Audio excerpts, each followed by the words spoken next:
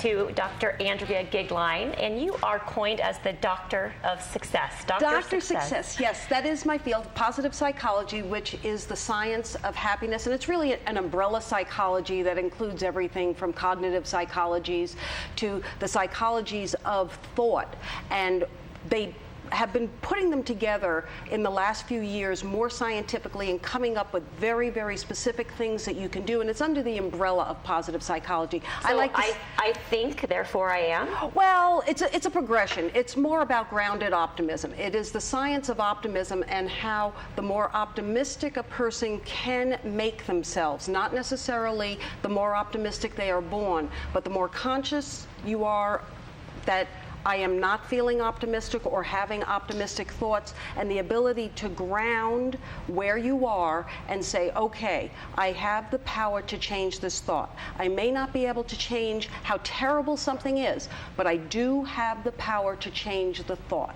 And so positive psychology starts from there. They have a base of about 12 proven techniques that you can use, and that's why I'm using today again the book The How of Happiness, which we used at some point last year, and I want to apply it to the news today. And there was a wonderful thing in your first segment on abuse prevention. Mm-hmm. If you remember, years ago the month was called Abuse Awareness. Mm-hmm. Mm-hmm. And we as a society, that one shift from the word awareness to prevention actually speaks volumes about what positive psychology is at the language basis and at how you use news. If you say to me, I'm going to spend the month thinking about abuse awareness, you're thinking about the abuse.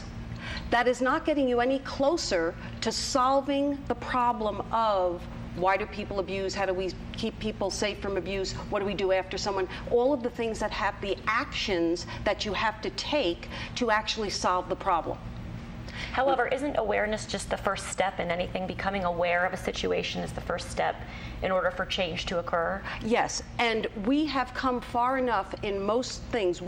There is enough history of human experience that awareness is not good enough. I can become aware and choose to do nothing, because then I get stuck in fear. Awareness allows me to become afraid of something because I now know it. Prevention allows you to become aware and immediately begins to tell you, what do I have to do to stop this? So it's one of the rungs on the ladder. Absolutely. But just that change in word tells me as an individual, what do I have to do differently?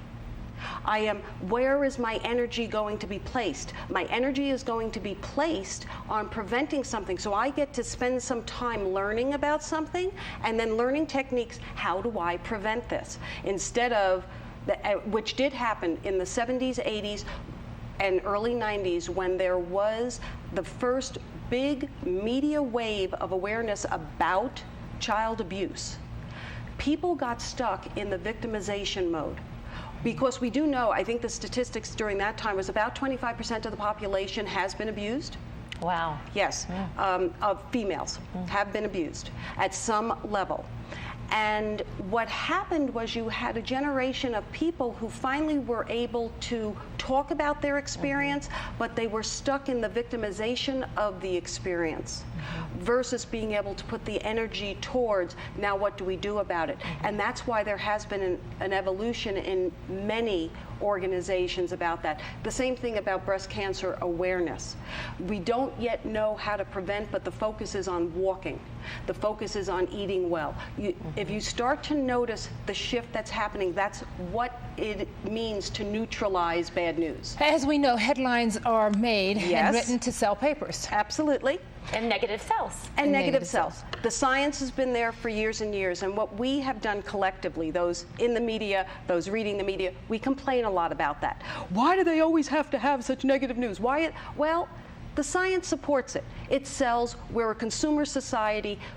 Newspapers, media, all different avenues, they're going to catch your attention however they can catch it. You will notice that many times a good article, something about something positive, may have a headline which would lead you to believe that maybe something negative had occurred. To get you to read it. Yes, and that's Is that just the because hook. we're more fear-based?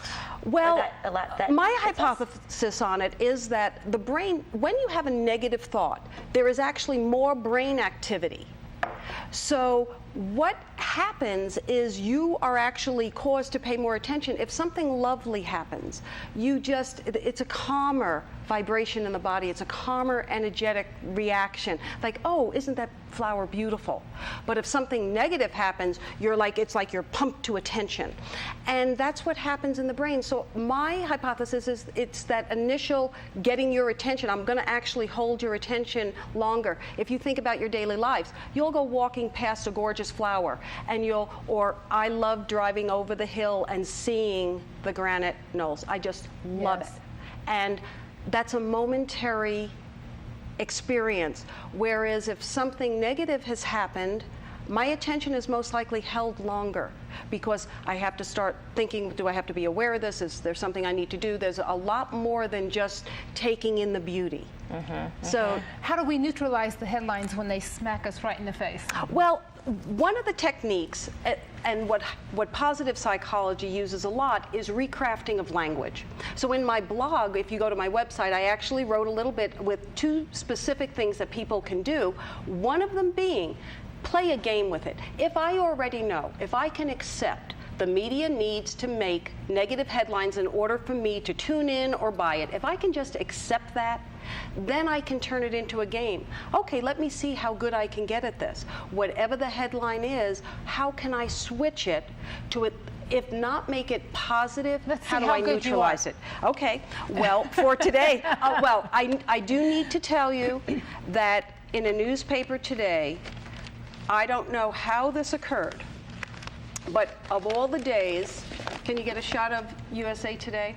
They actually had a special report on sharing. Oh, and a positive skill. Yes, I do have to tell you, and in the corner, the Red Cross, their message is, change a life starting with your own. Therein goes the basis of positive psychology. So we can take a little headline. Oh, which one? Well, I picked one in the blog the other day, which was about the skipper on Saturday, and since that's one that everyone would know. The reporting on Saturday, we had already gone through a number of days of real upset that as Americans we could have been feeling very victimized again, that our military was under attack, a lot of things like that. So the headline for this was that our skipper, tried to escape and was caught again. So the general upset. Well, at that point, when you read something like that, you can recognize the upset, but then you can immediately take an action like, what if I was to put that newspaper down or put that web thing down and then go and say, I'll write a note to the wife and let her know I'm praying for her. Take positive an action. Yeah. Thank you. That gets you out of that helpless mode. Absolutely. That's I noticed also in one report on the news they said released. He wasn't released. No, he was lower third. He was rescued. Yes. Final thoughts and moments when we come back.